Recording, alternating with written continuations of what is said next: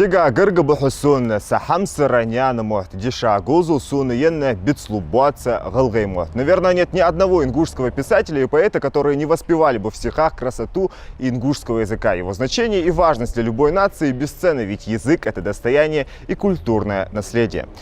Забыв его, мы потеряем себя. Как не было бы грустно об этом говорить, есть среди нас люди, которые не умеют изъясняться и уж тем более писать на своем языке. Уже более 10 лет назад ЮНЕСКО включила ингушский язык в список исчезающих. Это ясный сигнал всем жителям обратиться к истокам и взяться за более глубокое изучение своего языка.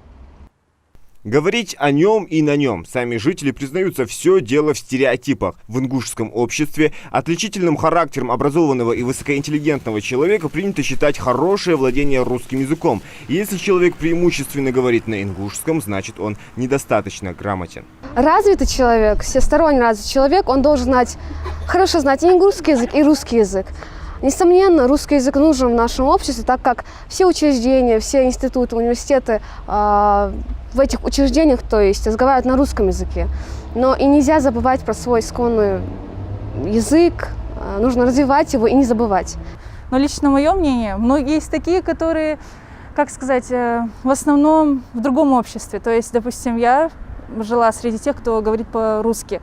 И на данный момент мне он тяжело дается этот, ингушский язык, очень тяжелый лично, потому что я учу английский, честно скажу, ингушский на самом деле трудно. Но меня удивляет тот момент, что здесь есть люди, которые тут живут, молодежь, и они не говорят на ингушском, но мне кажется, вот это уже странно. На мой взгляд, самым важным фактором, который влияет на потерю языка, это то, что носители данного языка не говорят на нем. Вот в последнее время почему-то многие люди не проявляют должного уважения и любви к своему родному языку, соответственно, не говорят на нем. Но, на мой взгляд, это в первую очередь идет из семьи, воспитание там, конечно, главную роль играет. И, конечно же, и школа тоже в этом должна и способствовать, потому что человек как личность формируется именно вот в этой среде дома, в школе и в обществе, да. Одним из важных, главных, можно сказать, факторов сохранения языка является религия и Коран, да, потому что наше общество, оно мусульманское, да, 100%.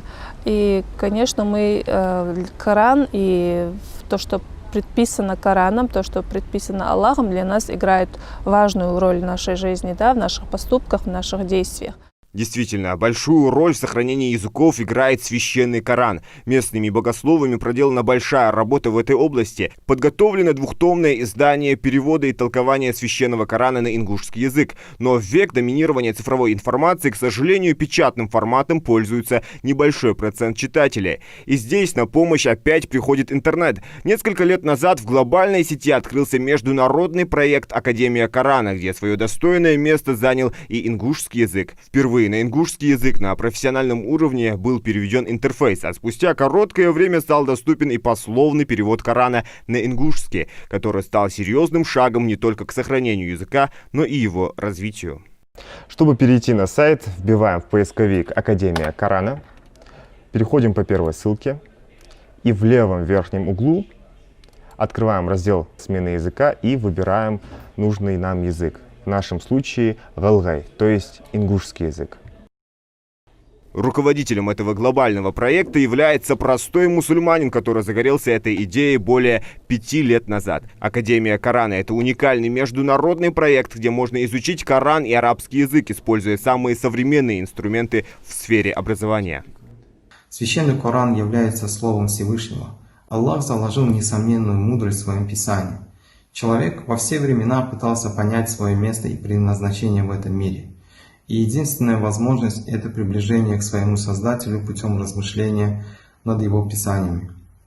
Лучше всего это получается на родном языке, на том языке, на котором он впервые начал познавать мир. Несомненно, Аллах является гарантом священного Корана. И пока существует Коран, существует необходимость понимания его без ограничений на родном языке. А это является стимулом для сохранения и развития языка. Мы создаем различный контент, связанный с изучением и пониманием текстов священного Корана. А для этого мы стараемся найти людей, которые заинтересованы в том, чтобы эти знания были доступны на его родном языке. И такая мотивация очень сильно помогает. А через родной язык возникает эмоциональная связь с этими знаниями, и это очень сильно помогает человеку запоминать, использовать и передавать эти знания дальше.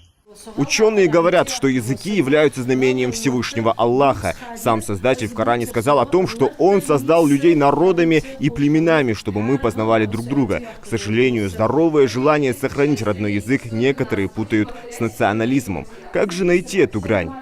Каждый человек, каждый народ имеет свою идентичность какую-то, в том числе и язык. И любить свое – это не национализм, мне кажется. Наоборот, это нужно. Это должно быть у каждого человека, это как любовь к родине, и в том числе как любовь к родному языку. И национализм – это немного другое понятие, и сравнивать любовь к своему языку с национализмом, это, я считаю, не совсем правильно. Современный и креативный подход к развитию родного языка демонстрируют и сами жители. Так, проект Аслана Евлоева «Самот» попал в число победителей форума Южного федерального округа Ростов. Идея заключается в развитии ингушского языка путем создания мобильного приложения с охватом не менее 10 тысяч человек. Аслан ищет разработчика для приложения и надеется, что уже скоро его интернет-продукт уже заработает и поступит на IT-рынок. Автор надеется, что это приложение поможет и ему. Всем нам известно, что ингушский язык претерпевает такие нехорошие времена из-за того, что и молодежь, и дети в основном сейчас разговаривают на русском языке и забывают свой ингушский язык. И нет приложения в интернете, где люди смогли бы заниматься изучением ингушского языка. Сейчас как никогда важно сохранить и развивать родной язык, тем более на сегодняшний день сделать это можно, совместив приятное с полезным, начав читать Коран на своем языке. Таким образом мы сможем не только укрепить свой иман, усвоить новые знания из священных писаний, но и совершенствовать ингушский язык. Зелимхан Калоев, Адам Аушев, канал Алиф, Ингушетия. Если есть темы и события, которые вы считаете, что нужно осветить, напишите нам news@alif.tv.